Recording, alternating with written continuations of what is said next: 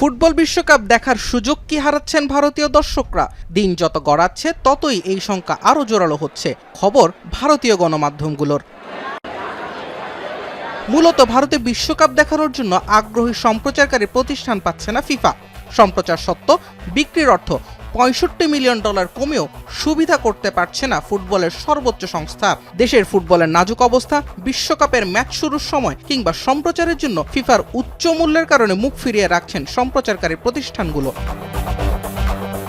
এবারে বিশ্বকাপে শুরুতে ভারতে $100 মিলিয়ন সম্প্রচার সত্ত্ব বিক্রির ঘোষণা দেয় ফিফা, কিন্তু এত উচ্চ মূল্যে দেশটিতে বিশ্বকাপ দেখাতে আগ্রহী কোনো প্রতিষ্ঠানকেই পাওয়া যায়নি। এরপরেই অবশ্য $35 মিলিয়ন নামিয়ে আনা হয়েছে সম্প্রচার সত্ত্বের মূল্য। 65% দাম কমেও কাঙ্ক্ষিত সাড়া পাচ্ছে না ফিফা।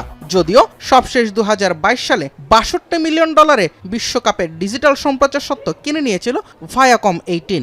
এবার সেই দামেও বিশ্বকাপ দেখাতে যেন আগ্রহী না প্রতিষ্ঠানগুলো। সেই সঙ্গে টিভিতে বিশ্বকাপ দেখিয়েছিল সনি স্পোর্টস। এবারে অন্তত টিভিতে প্রচারের জন্য পাওয়া যায়নি কাউকেই। 130 কোটি মানুষের দেশ ভারতে কেন এমন অবস্থা তার ব্যাখ্যাও দিয়েছে ভারতের গণমাধ্যম। দেশটিতে সম্প্রতি নাজুক অবস্থায় আছে ফুটবল, স্পন্সর এবং অন্যান্য জটিলতায় নির্ধারিত সময়ের পর 4 মাস বন্ধ ছিল দেশটির সর্বোচ্চ লীগ ISL। জাতীয় দলের অবস্থাও খুব একটা সুবিধাজনক নয়। র্যাঙ্কিংয়ে ক্রমেই নিচের দিকে নামছে সেটি। ভারতীয় ফুটবলে পড়েছে এর নেতিবাচক প্রভাব। ক্রমেই ছোট হয়ে আসছে ফুটবলের বাজার। কয়েক বছর আগেও ISL থেকে 200 কোটি রুপি আয় করলেও সবশেষ মৌসুমে মোটে 8 কোটি রুপি আয় ছিল ভারতের। এবারে লিগেও চলছে বড় রকমের দর্শক খরা।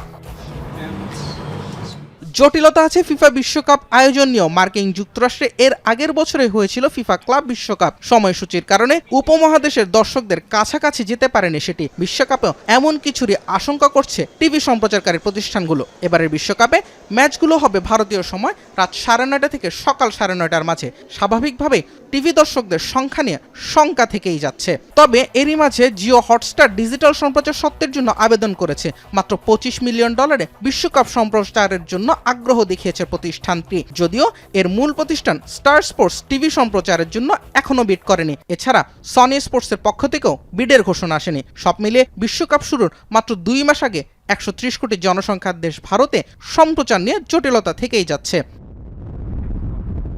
জুবায়ের আহমেদ, এখন।